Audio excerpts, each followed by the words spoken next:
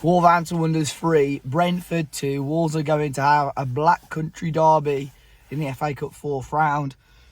Pretty straightforward, wasn't it? In the end, we only had to come from behind twice, a few dodgy VAR shouts, extra time, but we're here. Like a real decent game of football, probably for a neutral, really. The first 90 minutes, especially extra time, seemed to drag, but Wolves are through to the next round, set up a really exciting 4th round tie a week on Sunday against West Bromwich Albion.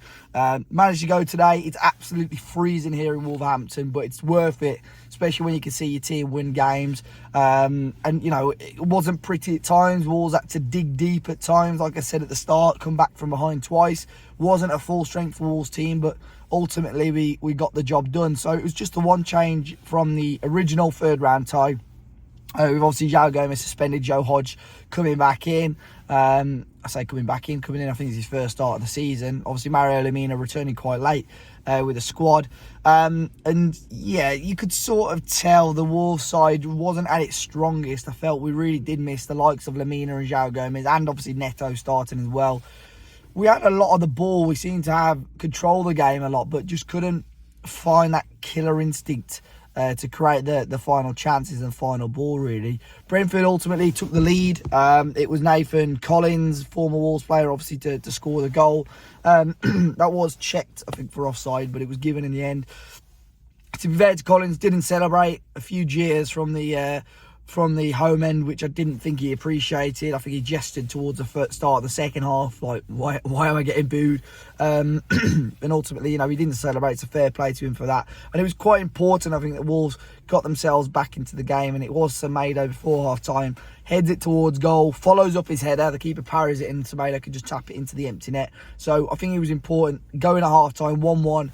Still means Brentford have got to come out and attack us a little bit more, because I think starting the second half 1-0 down, Thomas Frank would have defended, sat deep, and it would have been a difficult last 45 for us. But we did, you know, I felt throughout the game, although we didn't probably trouble Brentford as much as we should have done, I still felt we had a decent handle on the game and a decent grip on the game, I should say.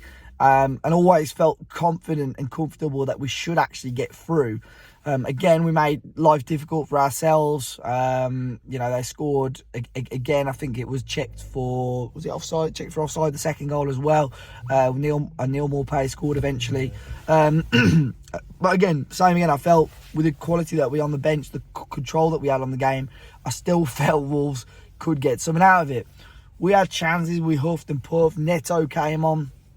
I saw Lemina come on, but ultimately it was another substitution that changed the game. It was Nathan Fraser, young lad, obviously played towards the start of the season. Gary O'Neill gave him some chances, scored in the Carabao Cup.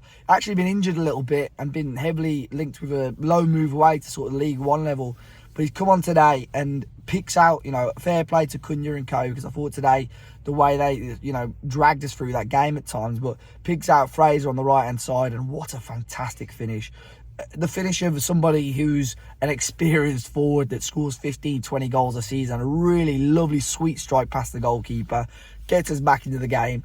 What a moment for a young lad, Wolverhampton lad, born and raised in Tetnall. For the fans in the South Bank to be chanting your name like that as well, when you've never really had that many first team opportunities. I can't imagine what that feeling would have been for Nathan Fraser. And it could have been even better just seconds later after the restart. Cunha again, unbelievable work, finds Fraser there.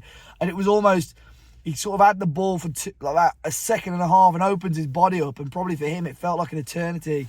And in the end, it was a block or a save by Brentford. And it would have been unbelievable for him to just flip the game on its head and take us 3-2 up. But ultimately, 2-2, we had chances. We looked decent towards the end of the game. Obviously, Gary O'Neill forced to make changes throughout the second half.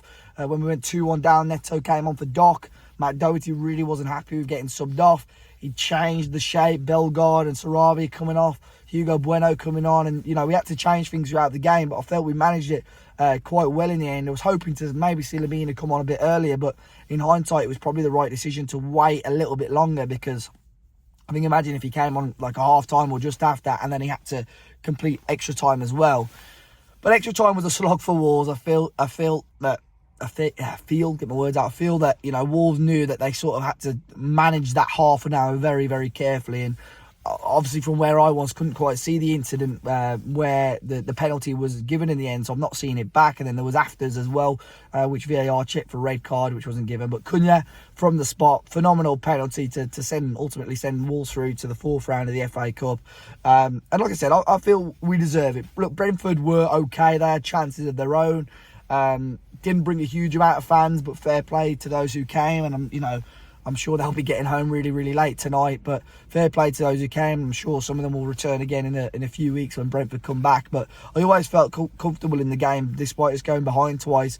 I thought Wolves had the quality, and like I said at the start, an inexperienced team, players that haven't played often enough. And ultimately, we still got the job done. So fair play to the Wolves squad, fair play to the staff for getting that done. And it sets up a hell of a tasty tie a week on Sunday at the Hawthorns against West Bromwich Albion. I've already seen the ticket info coming out. I really, really hope, and I should be able to get a ticket for this game.